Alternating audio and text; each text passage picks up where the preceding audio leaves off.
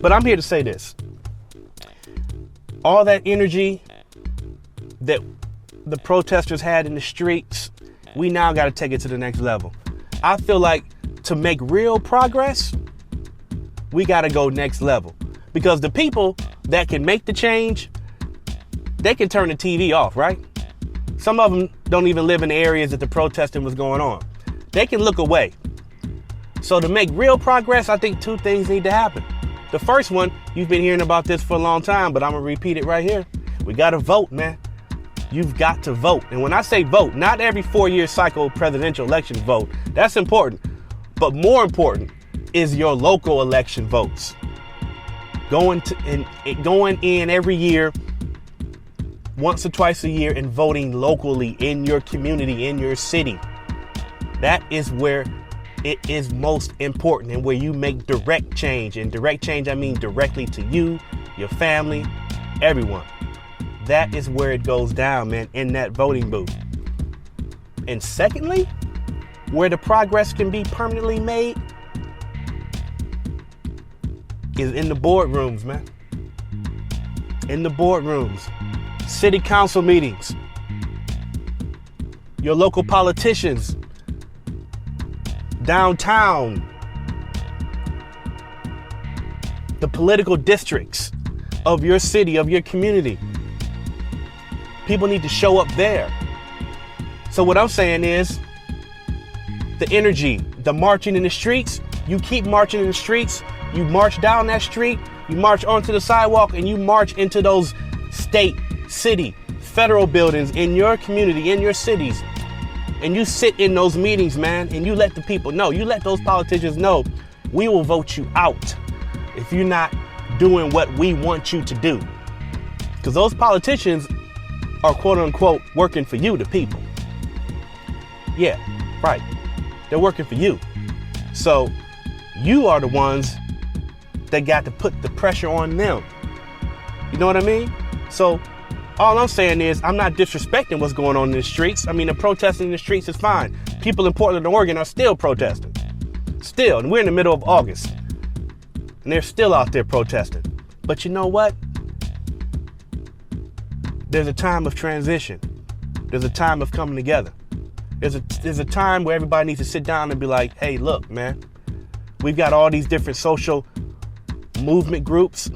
We've got all these different energies and these different people of different age groups and different experiences. Let's parse this up and let's spread this out. And let's show up at these evening meetings. You know what I mean? Once a week, every other week. Whenever those meetings and city council meetings occur, town hall meetings and all that, because they do occur. Whenever they occur, you need to be there each and every time. Someone needs to be there. Numerous people need to be there showing themselves. And to me, when you start doing that consistently, you're going to see change, man. You're going to see change. Because it's a marathon, not a sprint. It's a marathon, not a sprint. It's a movement, not a moment. So let's turn this moment, this George Floyd moment, into a permanent, consistent movement. From here on out, from 2020 on, let's turn that George Floyd, that horrific moment, into a movement.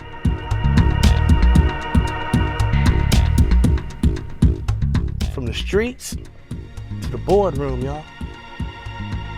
Let's make it happen. Next. So I had intended to get up here and talk about how racist Robert E. Lee was, but I'm gonna talk about you, Connie. Sitting over there shopping while we talking about Robert E. Lee. This is a picture of you shopping while we talking about racism and history in this country. Only white members of this board got up while we were up here talking too, because you don't give a damn, and it's clear. But I'm gonna tell you what the slaves, my ancestors, said about Robert E. Lee, since you don't know history, sister. Let me tell you that they said when he got the plantation, after he got off the field where 27,000 people died at Gettysburg, Connie, Robert E. Lee was a brutal slave master. Not only did when he whooped the slaves, he said, lay it on them hard. After he said, lay it on them hard, he said, put brine on them so it'll burn them. That's what Robert E. Lee did. And you set your arrogant self in here and sit on there shopping while the pain and the hurt of the people of this community is on display because you don't give a damn and you should resign. You should have resigned 2 years ago when you choked a white man in his house. You should have resigned 2 weeks ago when you got on TV and said foolishness. And you should walk out of here and resign and never come back because you are the example of racism in this community. You are horrible. Now to the rest of the board. You have an obligation to the people of this community. And 81% of them are black. And do you need a Klan rally outside, Mr. Goday, before you end it? Because holding it up means that you put that building in jeopardy. You do, sir. Because all over the country, they burning stuff down. And black folks in this city have stood with protesters. I ain't seen you elected officials out there with them, making sure that nothing goes south in Baton Rouge. It's been folks in this community who give a damn, not just when it's comfortable, but every time. And 4 years ago, we came down here. Mr. Drake, they say you're a good man. Be a good man. Black folks say you're a good man. White folks say you're a good man. Your legacy is attached to tonight, brother. Your legacy. Now, let me say to the black members of the board, it's the most solidarity I done seen out of y'all in forever. Let's keep it at. Let's stand on this moving forward. Because we don't need to apologize for Connie, Evelyn. She showed you who she was when she was sitting next to you while you were talking shopping. You don't need another example. Now, when do we as Baton Rouge stop being in 1856? If you want to name the building after somebody, how about PBS Pinchback, the first black governor of the state of Louisiana, when he was governor during Reconstruction? You want another name? Oscar Dunn, who was the lieutenant governor of the state of Louisiana in the 1860s, that gave the right for Darius Landis and Don Collins and Evelyn Ware Jackson and Tremel Howard to get here. You want to name it after somebody from Reconstruction? Name it after the people who fought for abolition of slavery. If you want to name it after somebody, honor the right people, the people who are on the right side of history. But it's your ancestor that the school is named after. So you're holding on to your heritage. But we built this joint for free. And we've done begging you to do what's right. Thank you, sir. Subscribe, follow, share. So you can run and tell that